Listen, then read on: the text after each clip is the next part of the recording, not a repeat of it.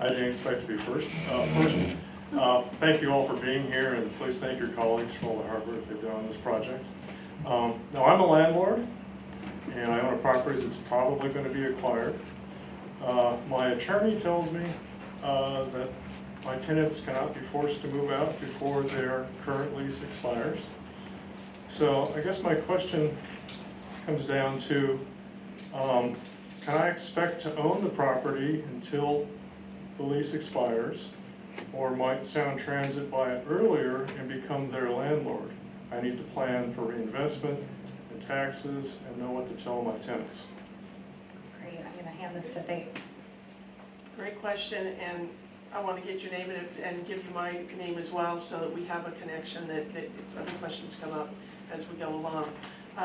In general, we work with both the landlord and the tenants, sending general information out to start with that says you are a part of the project to be built, and the record of decision to move forward with this project has occurred. And so once that happens, we'll sit and talk to you about how long your leases are. I can't say yes to the question, do they stay until the leases? I don't know if they're 99-year leases, right? So. I didn't expect to debate the question. Yeah, it's okay, thank you though. And so we'll work with you on the duration of leases. We work with landlords to acquire property. Occasionally we become landlords. Oftentimes we can lease property back to folks. We time it so that we don't take possession of a property until all of the tenants have moved. There is a minimum of a 90-day notice requirement, so no one will be required to move without a minimum of a 90-day notice. That's statutory. Now, in reality, it takes much longer than that to move folks, but there is a minimum period of time. And then we also work to pay protective rents in certain conditions and situations. So there are a lot of examples of ways that we work both with the landlord and with the tenants to make it successful for both of you.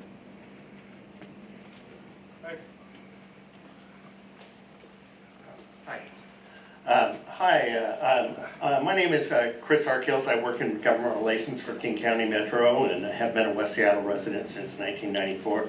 I wanted to speak briefly about a speaking point that many opponents of light rail have used in West Seattle in materials and speeches, including this one, that you will be required to take a 2 or 3 seat ride to get downtown. This is untrue. King County Metro and Sound Transit are partners in providing transit service to the people of King County, work together closely in many ways. Each time Sound Transit opens a new light rail extension, Metro holds an 18-month public process to restructure bus service to maximize bus and rail connections. Metro uses hours saved by transfers to rail to increase bus route coverage and frequency. This has happened several times already. However, when a light rail connection is not fully connected to the system, Metro delays that restructure until the light rail is fully connected. Sound Transit recently opened the 2 line on the east side, but because the segment across the lake is delayed by construction issues, Metro is delaying our planned restructure until the East Link line is fully connected. Similarly, when West Seattle Link opens to Soto, Metro has no intention of restructuring West Seattle bus service until that second tunnel in downtown Seattle and the extension of Ballard opens several years later. Metro and Sound Transit want people to ride transit. People ride transit when it's time and cost competitive. In the period between the opening of West Seattle Extension and the opening of Ballard, West Seattle residents will enjoy the best of both worlds. They will still have their 2 rapid ride lines and all the other buses going downtown as they do today. But they will also have the option of taking a traffic-free train to Soto to connect to the light rail system, which by the time West Seattle opens will stretch to Linwood in the north, Redmond in the east, and Federal Way in the south. Thank you for your time. I realize that wasn't a question, but thank you. Okay, yeah, so thank you for acknowledging that at the end. So if you are in line, please question first, and then, so we can get through this efficiently. I almost forgot my question, but anyway, I had a question about property acquisition. I know in some cases there is a tunnel, and how does Sound Transit entertain the idea of having underground easements instead of outright, buying the property? Do you do that, or because when I see the route, in some cases, there is just maybe quarter of the property, is impacted, so you don't need to buy the whole thing. So how does that work? Thank you for your question. I'm going to start an answer, and then I'm going to look to these two if you'd like to add more. So yes, in the planning phase of the project, we have an idea of the properties that we may potentially affect. We put all of those in our environmental document to make sure people understand the potential effects, the magnitude of them.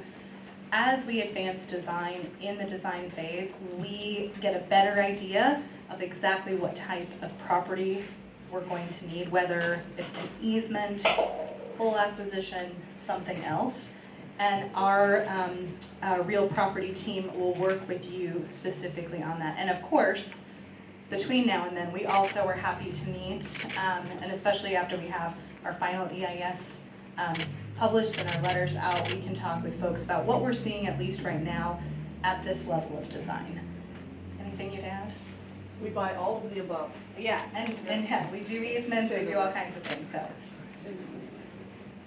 A quick follow-up, how wide is the transit right away? Or how wide is it, 60 feet or?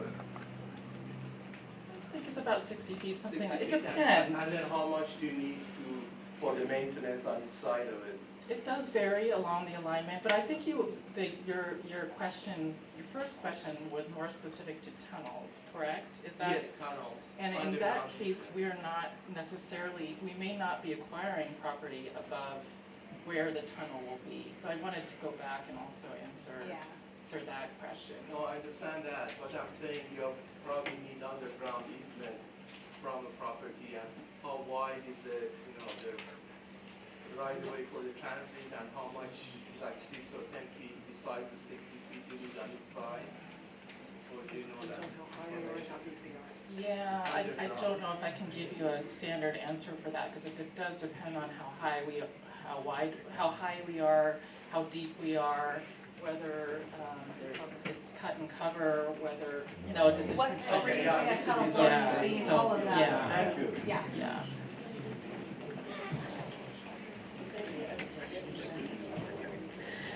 Hi, I'm Jennifer. Thank you very much for being here. You're all really great speakers. I'm wondering though, I think that the community should have more input. I know that you had 5,000 people, you said. I didn't know about that survey, and I know other people who didn't. I heard about this, and I'm wondering if you are willing to engage more with the people who are actually affected. For example, having a meeting at the West Seattle Health Club, at the Delridge Community Center, showing up where the stations are planned for, and being in person with the rationale. Because I know you mentioned 400, 500 people who you will be acquiring land from, hopefully.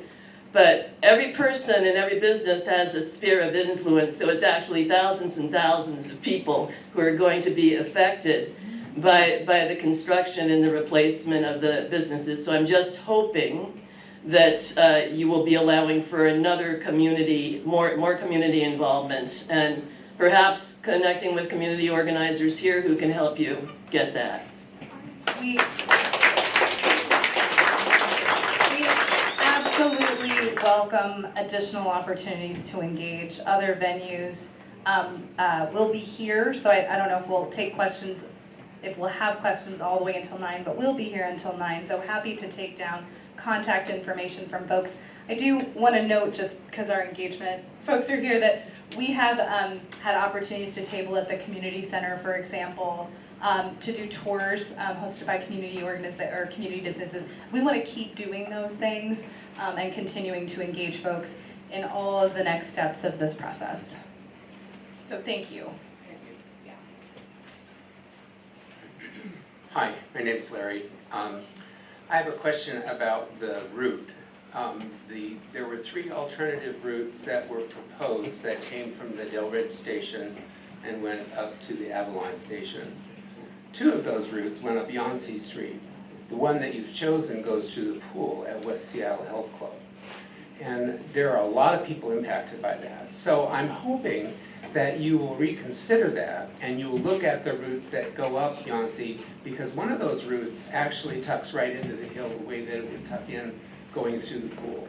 So I'm hoping that you haven't made that final decision, and I'm hoping that you will respect that request and think about it, and I'd love to know why the decision has been made to this point. Yeah, thank you for that. I'm gonna start, and if you want to add anything. The board, first I want to say, and I should have said this before, I know that the impacts of this project, yes, there is a business here or a business there or a residence, but the ripple effects in the community are, of course, go well beyond that individual acquisition. The West Seattle Health Club is a great example of that. We are actually looking at ideas for how, within this current alignment, that we could reduce those effects, and we want to work with the West Seattle Health Club to see if those ideas have merit. So that is something we're taking very seriously, and that I know that our board takes very seriously. In terms of the route and the decisions, final decisions aren't made until the board selects the project to be built later this year, and we have a federal record of decision. We have come through a lot of process to get here, so I want to acknowledge that. Part of the reason that the alignment was shifted, or that new proposal, so there's going along Yancey and then a little bit further south, was to provide for better integration between buses and light rail at the Delridge station. So for most of the riders that we're going to have at that Delridge station that are coming from communities of color further south, that's going to be a really important transfer component, and making sure that we have with Nucor there and with the light rail that we have a configuration that supports safe and accessible movement there. That was one component. Shifting it south allowed us to do that. In addition, we were asked to avoid effects to transitional resources. The other alignment did impact that important social service provider. Unfortunately, as you're doing these projects, when you shift an alignment, you hope you're limiting impacts in one place. You find something new with the West Seattle Health Club, for example, in this other circumstance. So we are trying to see if we can problem solve there. And then, of course, there is the next steps as we advance design, where we're going to continue to look for ways to minimize impacts.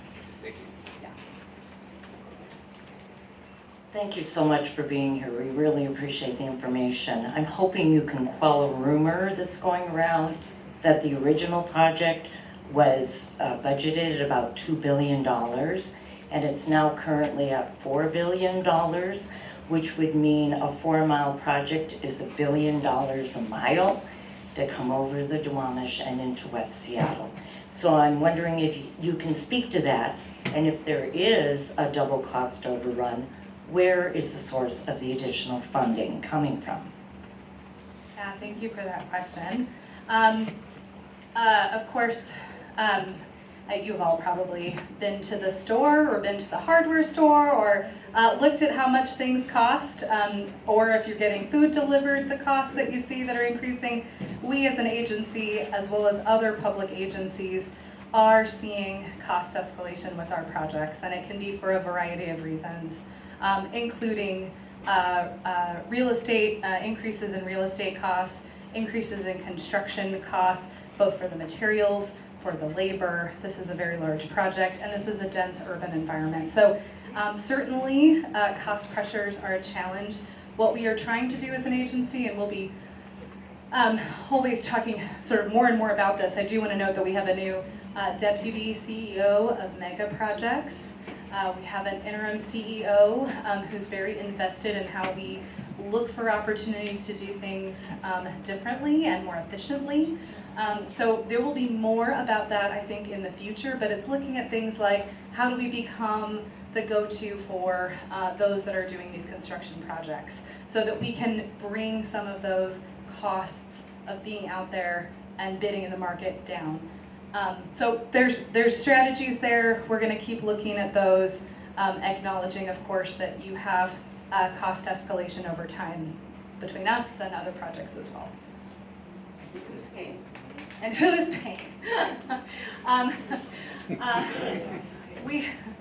We do, we collect revenue from a variety of sources. I mean, I think that's part of a broader picture of what we would provide in the future. I don't think you are going to, we have a state statute that dictates how we are able to collect revenue, so we're not, you'll know if we're gonna go ask for more money. So I hope that is helpful, but we take this very seriously. I do wanna acknowledge that, so thank you for that question. Thanks. So my question kind of stems from knowing we were talking about how you try to aim to get TOD developments to come online around the same time as the station opening. My concern always with station openings and just generally in the city, I know that this is Sound Transit, not SDOT necessarily, but pedestrian and bike safety in those areas.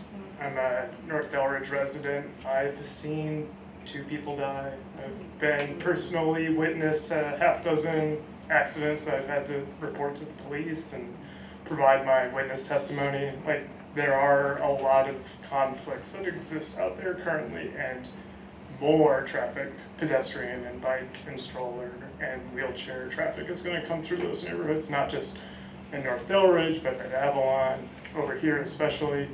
I think about taking our toddler to the urgent care. We go to the grocery store across the street, no crosswalks. We just do a sprint.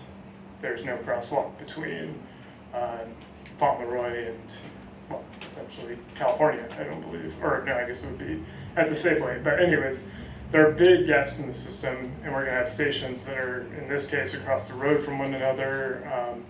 Delridge is gonna be kind of on an island surrounded by pretty busy streets, and knowing that sometimes city traffic projects don't necessarily come online at the same time, having gone out to the Bellevue station opening and getting off at the southernmost station, getting on my bike, and then realizing that the trail through the slough, I never know how to say it, Mercer Slough, sorry, I don't go to Bellevue much, but the bike ride, it wasn't accessible, so I got dumped onto an overgrown sidewalk, and I was with my toddler, and it was pretty miserable.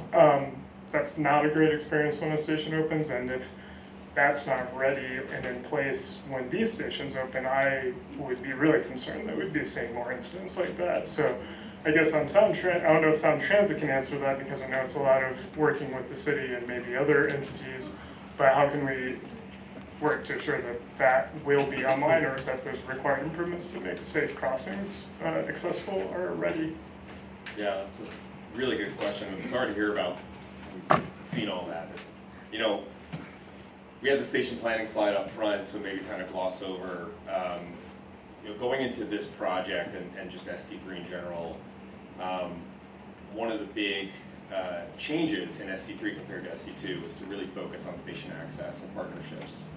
And for this project specifically, starting almost from day one with a really tight partnership with the city of Seattle, so that everything we're doing related to station planning, and including King County Metro, is done together to avoid that kind of stuff. There's a lot of discussions around mistakes made in the past, and oh, we wish we did that better, or you know, this agency did this over here, the city did that over there, and you know, they weren't coordinated well.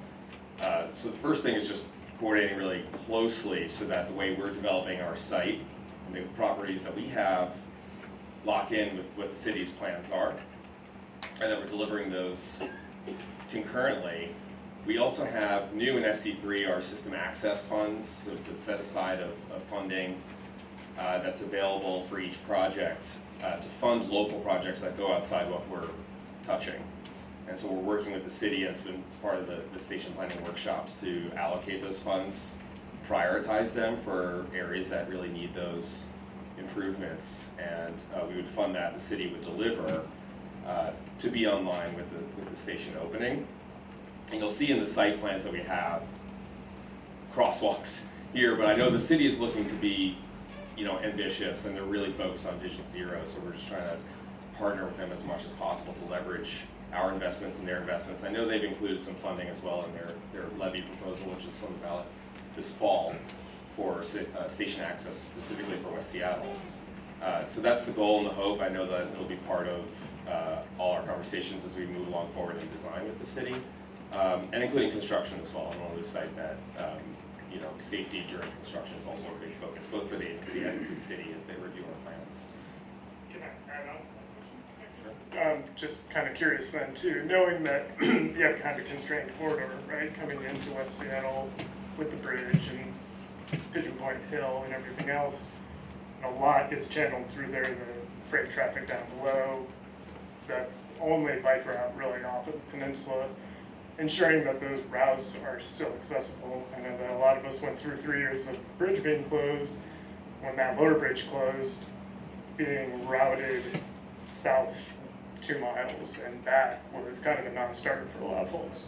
So I'm just kind of curious as far as ensuring those routes stay open and safe, especially. Yeah. We've been working on some potential construction scenarios with the city on detour routes that include capital improvements to make sure that they are, if not as safer than the current trail that goes alongside the bridge, while some detours might be needed for construction of that portion there.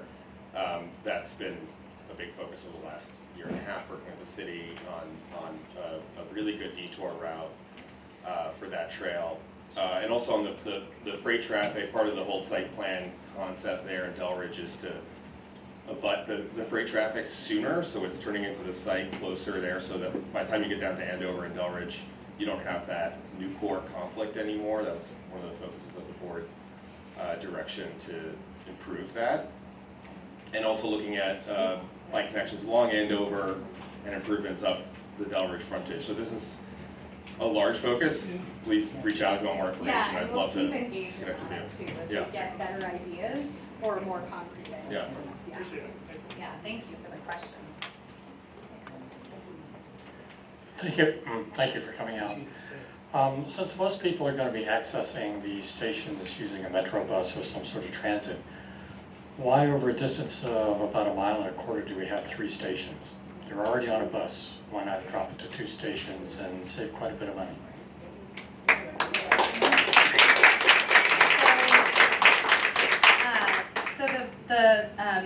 The voter-approved plan in 2016 did include 3 stations in West Seattle plus the station at Soto.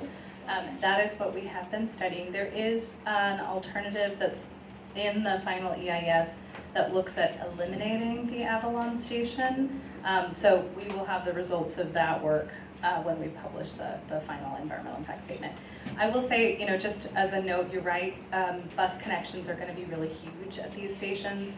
At the Avalon station, it'll be a primary connection from High Point, which is as well as communities further south, but for communities of color. And so we are just really focused on how, at Delridge, at the West Seattle Junction, and at Avalon, how do we create the most seamless connections for folks? But again, we'll study what it looks like if you eliminate Avalon Station and have that in our final environmental impact statement. Anything you'd add? Okay. Well, you said the voters approved 3 stations during the vote. That was before we were aware of these cost overruns. So please keep that in mind. And that's the board as well as they're making their decisions on the project to be voted.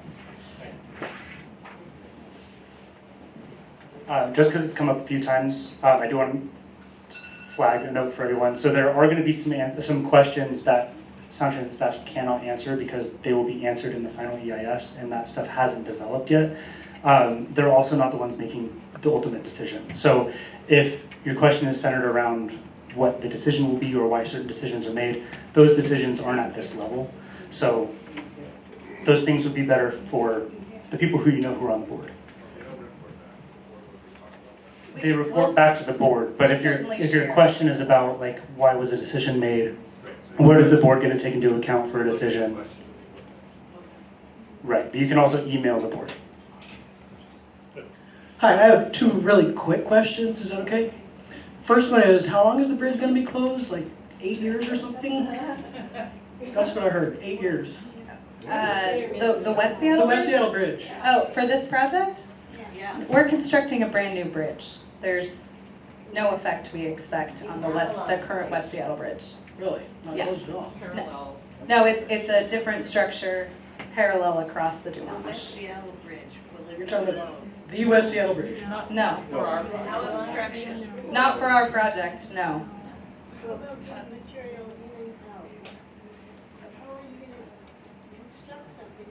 If you, yeah, so let's try to, if you're in the audience and you have a question.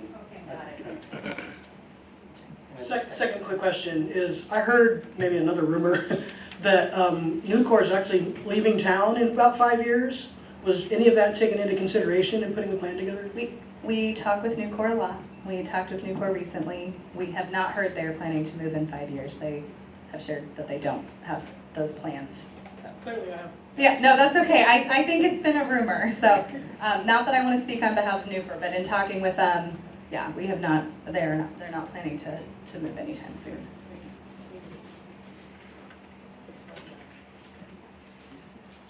First, Jordan, thank you for organizing this.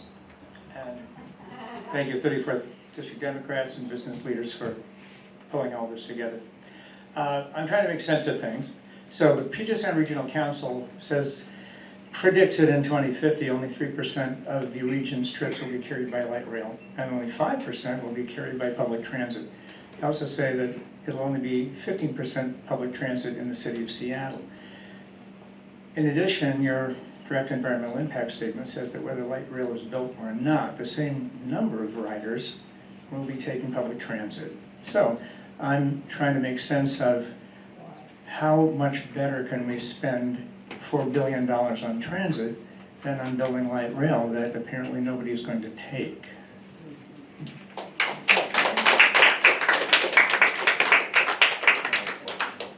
So I did mention early on in the presentation that when you have light rail as a mode connecting into a regional system, you do have the opportunity of changing a trip from Alaska Junction to Westlake from 30 minutes to 16 minutes.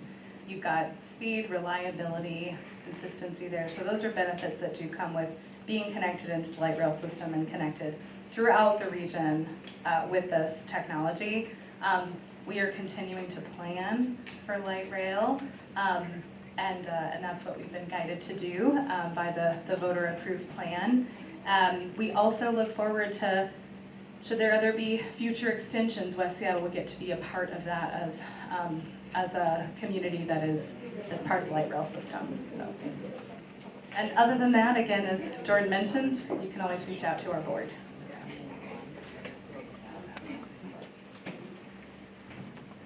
Thanks everybody for being here, and council members and Office of Economic Development and city people. It's good to hear new information. My name is Phil. I own the School of Rock here in West Seattle at Jefferson Square. I really appreciate this opportunity because I have been meeting with your team and they just give no answers and avoid all questions pretty much. And so this is starting to get some traction with the community, and I appreciate that. And my question is about business relocation assistance and business reestablishment. Because I have a franchise, I have a certain build out in a new building, and those have costs, which my franchisor estimates at $400,000 to $500,000. If there really is a $50,000 cap, and unlike the property owner, the gentleman who was curious about his tenants, he's going to be more or less fairly compensated. Tenants that have to move will not have any financial damages as a result of that, and in fact have some new opportunities for homeownership potentially. But businesses were screwed.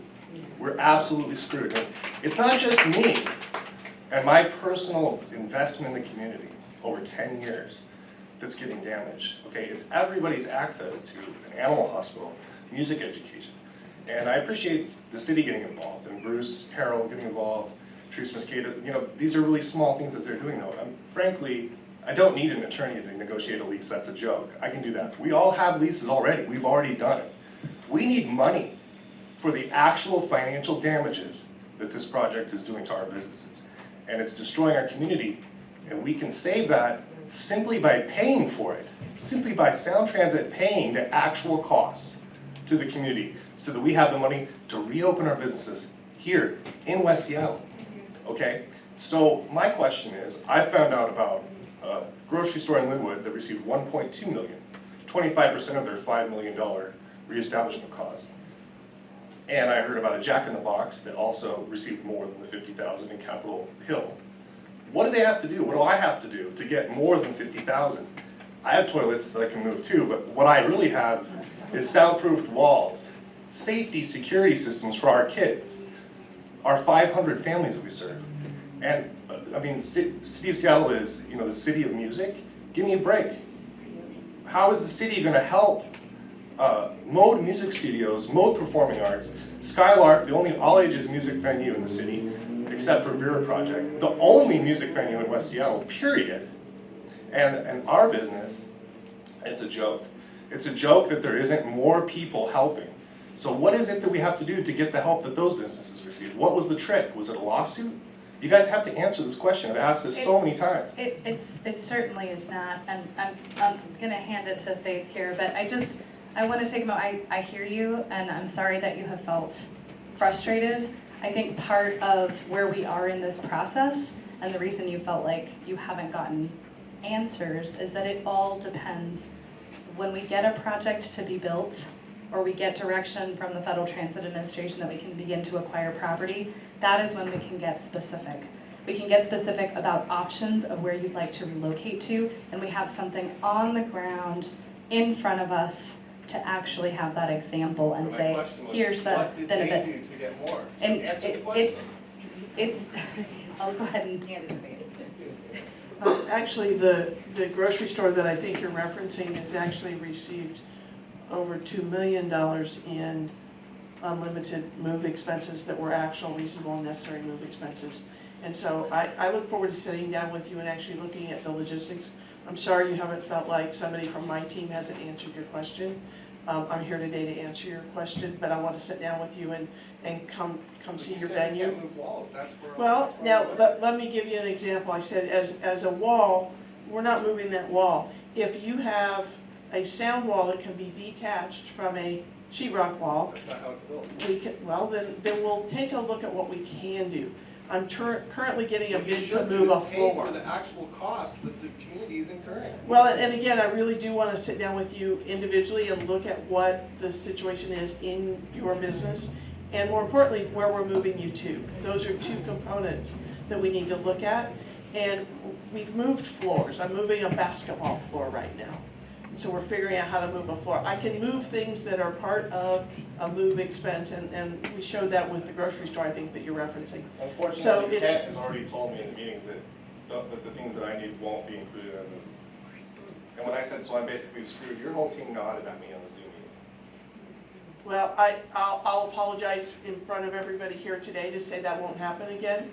And you'll get my number before we leave here, and we'll figure out what we can do. So we're running short on time. We've got some more questions here, so.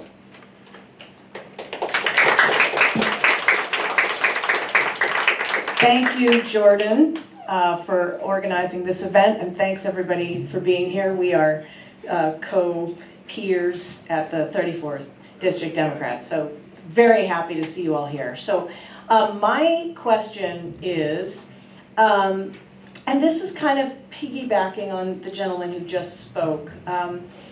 My biggest concern is also for the welfare of the residents and the businesses who are going to be affected by this project. I am also not sure what's going to happen as far as relocation. Like, is there a guarantee, that's my question, is there a guarantee that the businesses who want to stay here after they are being displaced, that can stay in West Seattle? I have lived in West Seattle for 26 years, and I know that a lot of people here have probably lived in West Seattle maybe for decades. And so that residents and businesses that are here are part of our community, and it makes West Seattle what it is. We are a very community-oriented place. We have favorite businesses to patronize. We have, folks who are having children and growing up, and it's a very community-oriented place. And I am worried that a lot of these businesses who are being displaced are not going to be able to continue living here. So my question is, what is the guarantee that you can ensure to businesses to stay here and keep our community feel that we've had for, donkey's years. And also to help residents stay here without having to move to the south end or move up north or move away and not be here anymore and be part of this community. So that's my question. Great. Thank you for that question. And what we do is work closely with each individual, whether it's a business or a resident, and prioritize working with them to move where they want to move. And if that's in this community, then that's what we work with them on. We don't tell people where they have to move. That's a business's choice, that's a resident's choice. They can move where they want to move. We help work on resources in the community. We know a lot of people want to live in the community. We prioritize that, and we give people a lot of time. One of the things that we're doing is immediately reaching out with general notices and doing what we call an occupancy survey to find out what your needs are, whether they be residential or business. I want to stay in this community. I have a franchise. I need to be within 3 miles of where I'm at. That might be one of the requirements. And so we work with those conditions. We have to know what those conditions are, and so we're going to work closely with you to do that. So you will guarantee that anyone who wants to stay can? Everyone who wants to stay has the choice to stay in this community. I'm not a person that can tell somebody what to do, so I want to say we absolutely work with each person to do what they want to do. It's their choice. It's not our choice where somebody moves. I have a perfect piggyback, and I'll make my question quick. So, Laurel, do Laurel, you provide 100% of the funding for those businesses to relocate? Back to the guarantee, do you provide 100% of the relocation assistance needed for these businesses to fully and successfully relocate and reopen in the community or the area of their choosing? So because I don't know what 100% means to you, just like I don't know what it means to the next person, here's how I'm going to answer your question, which is every reasonable and necessary cost to move a business is a move expense. There are a smaller amount of reestablishment expenses that are limited, and that's a smaller category. The move expenses are unlimited, and so if it's actual, reasonable, and necessary, then that is a reimbursable expense. You have to move in order to incur an expense, and so we work with folks to determine where they're moving and how we can best get them moved successfully. Do you have an average of how much, like percentage? I mean, you've done this in various communities now. Do you have an average percentage of how much it's cost out of pocket for other businesses to move? That's my last question. So I don't know that we have an answer that's comparably, I don't know if there's an average. I mean, Faith, though, how many businesses have we relocated, or approximately? We are relocating businesses throughout, we've been expanding light rail throughout the region for a long time. Based on the projects we've completed up to this point, I believe we've relocated successfully somewhere between 12 and 1,500 residents and businesses. We have approximately 150 estimate based on the current analysis, residents to move within the West Seattle project, and I believe there are over 100 businesses. Those are sort of the range of numbers that we'll have for this project. Approximate. We don't have the final. I don't have an EIS, exact so- number. I'm giving you a range because that's all I know until the board selects a project. Hi, I'm Kirk. I want to thank you all for being here tonight to share all of this information and for hosting this event. We know that West Seattleites are hungry for better transit. They voted overwhelmingly in 2008 for light rail, and they voted overwhelmingly in 2016 for light rail. And I love the Como poll that showed that light rail was more popular than the return of the Sonics or the Seattle Kraken. I'm just curious, you showed the renderings, but it's helpful for people to get a sense of what these projects are like in person. Of the new stations that are opening up this year, what would you recommend everyone in this room go see? Thank you. That's a great question. What's your favorite? For Alaska Junction, probably U District station in our portfolio. Okay. Delridge. Delridge is pretty Pretty unique unique. because it's 2 level. Yeah. And then Avalon, kind of the international district, but not quite. Well, Avalon's kind of a retained cut, maybe it's like the Spring District, but there's not as much development around it. Also somewhat unique, yeah. Well, actually, I appreciate this question because we are going to have a lot of light rail stations opening. We do have a lot recently as well. So as you go and take a tour of the light rail system, we love to hear what you liked about the station experience that you had, what you'd like to see at your stations in the future.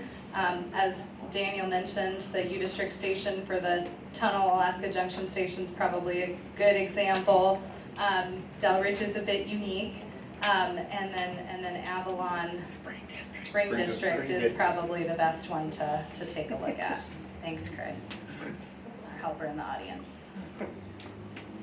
Hi, my name is Carolyn, and I'm a relative newbie to West Seattle. I've lived here 8 years. During that time here, the majority of the time, I have taken light rail to my workplace. I would like to actually ask a question of those in the room, and this is specifically those whose businesses, personal businesses, are not impacted, or residents whose homes are not going to be acquired. I would like a show of hands of who in this room takes light rail every day. Sorry, Metro. Thank you, sir. Thank you. Metro. Doesn't matter. Do you now? Thank you. I appreciate your honesty. We are a very privileged group of people in this room. And I would encourage everyone who did not raise their hands to take some time to learn about the communities that are benefiting greatly from this. Thank you.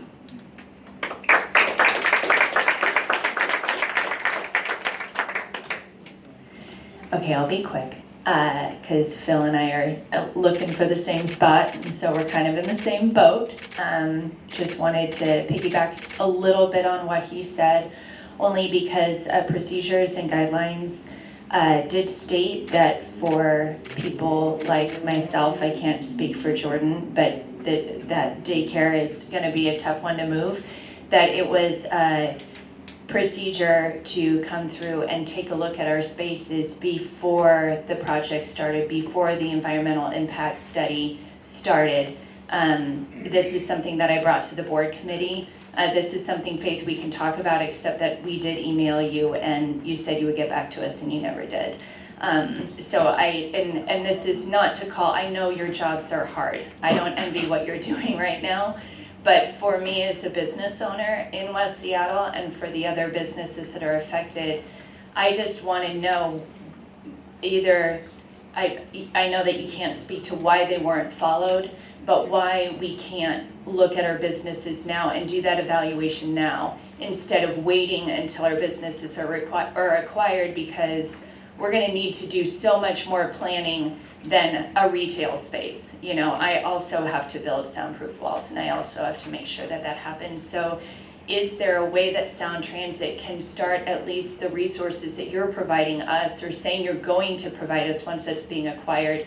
Seems like a small expense just to kind of start that conversation with us and make us feel more secure in your plan and the way you're going to treat our businesses in the process. So I just want to say, if an email wasn't responded to, that's on me and Phoebe, and we'll check, because I know I work with Faith to support her, so I'm going to make sure what happened and where the miss is. And then I'm going to hand it to Faith just in terms of timing of the process, because I think there might be, I think we're right in line with it, and we're always happy to meet. We would very much welcome that conversation if we haven't been able to get to it in our prior ones. So again, it is our goal, it is my personal goal. I've been in a lot of meetings that we've been at together, and I want to answer your specific questions. I want to come out and see your business, come inside, and so we'll work to schedule that. Clint, I'm going to call you out. I've got my deputy here as well. Clint Dameron is joining me, and so we'll make sure you have our cards and our phone numbers, and then how Phoebe and can track us going forward in communication with you. And then secondly, we'll get out and do an occupancy survey with you now. Let's do that now. Thank you, because I don't want to wait for a letter. I can, what I can do is come and get information from you. We do that with a lot of businesses. I can get information now and I'll commit to do that. Okay.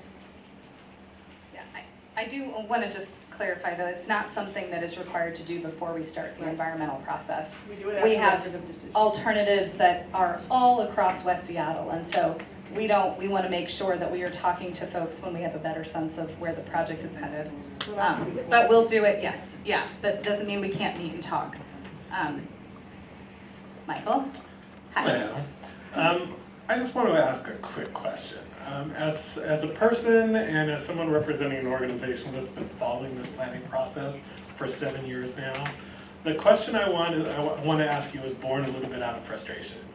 Is that across this entire 7 years, I have repeatedly heard people ask Sound Transit the same questions.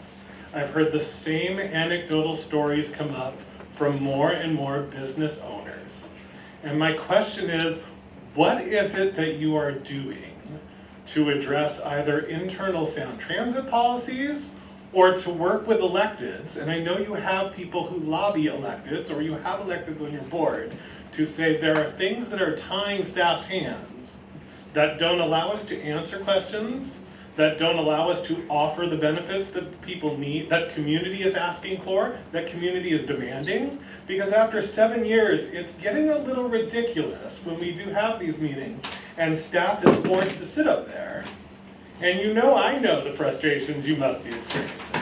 That staff is sitting up there having to give these answers that are like, we don't know how that happened. I'm really sorry that that email or phone call happened to you, because after 7 years, it's starting to sound a little like Sound Transit does not give a shit about the community.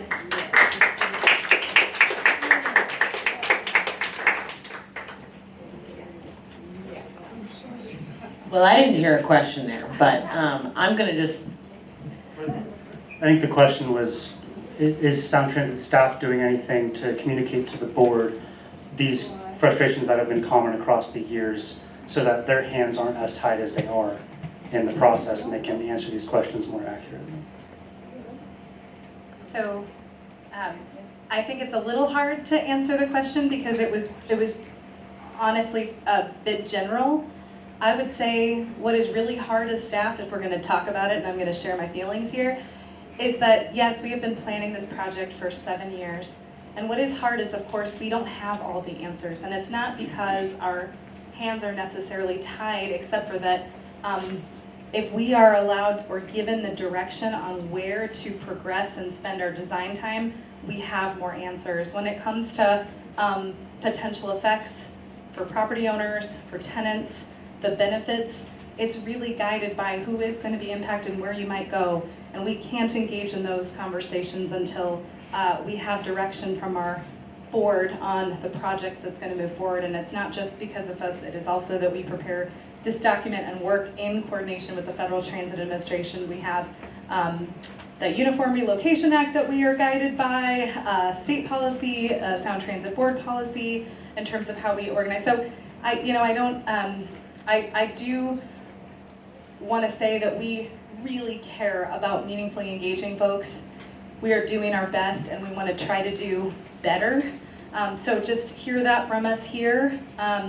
We'll be out there in the community. We haven't had a lot of updates, but I think we're starting to get towards this point where we're going to have some new information to share with folks and have some progress, so we're not saying the same things. Okay, over to you. Yeah, so thank you to all those who asked questions. I'm glad we had this many people show up. I'm honestly amazed by the engagement that we had on our community survey. We are coming up on 9 o'clock, so I'm going to hand it over to our West Seattle Chamber Board Chair, Lindsay Wolpa, to close us out. Thank you, Jordan. I want to give a round of applause for Jordan for all this work and for the Sound Transit team for being here. So I know this is a joint event with the Dems and the West Seattle Chamber, and I appreciate, there's a few of our members in the room, we really appreciate that very much. So like Jordan said, Lindsay Wolpa, West Seattle Chamber Board Chair for 2024. This is a project that is deeply important to all of us in many, many different ways. I will share with you, I have lived in West Seattle for almost 20 years now. I'm an out-of-stater originally. My husband is an out-of-stater. We chose to raise our family in West Seattle.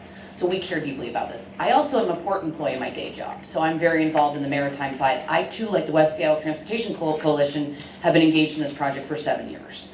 I've been engaged in all the details. I've gotten to know Lita very well. That woman is unbelievable, and I think she deserves the respect of every individual in our community, regardless about how you feel about this project. So I really want to put that out there. There's a level of respect.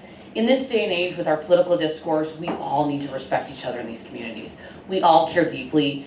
Rumors, all the things that swirl around, we need to try to base our things in facts and be patient and know what the other person is listening to. So I will share with you, the West Seattle Chamber has not taken a position on this project yet. We've engaged in several lunch and learns. We've had several conversations over the last several years. The board has a scheduled meeting, our monthly scheduled meeting next week. We will be having a very deep discussion about how we're going to engage moving forward. It's very important because the West Seattle Chamber represents these businesses we're talking about. Many of you are not our members, but we still believe we are the businesses of West Seattle. And we believe we have a really important opportunity to gather all of these businesses and the interested parties to really learn these things and work together with this agency that is working, their butts off on these things and really deeply committed to what they're doing. I understand everyone has really emotional pieces about this, but we have a wonderful executive director, Rachel Porter, who's, I think we're coming up on, she's not even a year with our organization, and she is already rocking it. So it's something that we have a lot of work. So this is the first. We hope Sound Transit, you will come back and have more conversations. We will have more of these discussions. We'll figure out different locations within the West Seattle business community to have these dialogues. But it's something that I really want to base it in information. And the reality of, Jordan jumped into one of the conversations, they don't know a lot right now. This EIS, for those that have been involved in EISs, I've been in a few with my day job, this is so massive in the amount of details. We're also one segment. There's also all of the Ballard pieces as well. So these are things that are dozens and dozens, hundreds of businesses, hundreds of residents. And so I just want us to all continue to keep that in perspective, be patient as we can. I appreciate some of the dialogue and back and forth, and so we'll work with you guys to find more opportunities, to focus workshops, to have conversations, that we have a station conversation, that we have a relocation conversation, because I think sometimes when you try to lump it all into 1 2-hour evening, it gets to be a little much. So I'm going to close it here, but again, Rachel and I and Jordan are going to be working a lot on this in the coming weeks, and we look forward to engaging with more of the West Seattle business community. But again, we really appreciate all of you coming here tonight. We really appreciate Sound Transit, you bringing your team here, and all the work we know behind you and ahead of you. And thank you to each of you. Again, I will share my information as well. Feel free, I'll stay around for a little bit, but like I represent the maritime community, which we have our own set of problems that weren't even discussed today in this conversation that Lita knows well. So thank you again for being here. We appreciate the West Seattle community. That's why we love it. That's why we live here. That's why we work here. Have a wonderful night. Get home safe. Thank you.